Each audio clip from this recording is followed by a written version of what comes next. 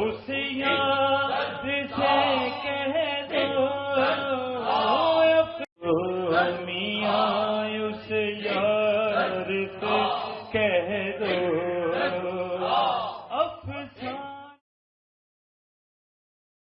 دعائے حاجات۔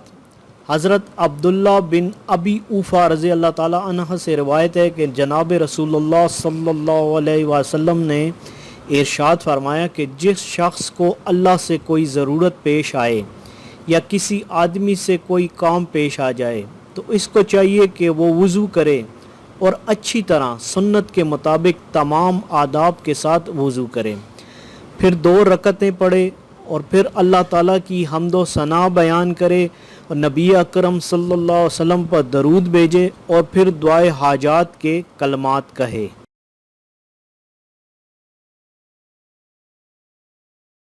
بسم اللہ الرحمن الرحیم۔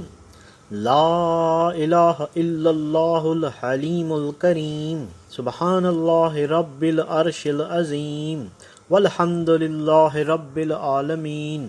اسألک موجبات رحمتک وعزائم مغفرتک والغنیمت من کل بر والسلامت من کل اسم لا تدع لی ذنبا الا غفرتہ ولا ہما الا فرجتہ ولا حاجتا ہی لک رضا الا قضیتہا یا ارحم الراحمین الا قضیتہا یا ارحم الراحمین۔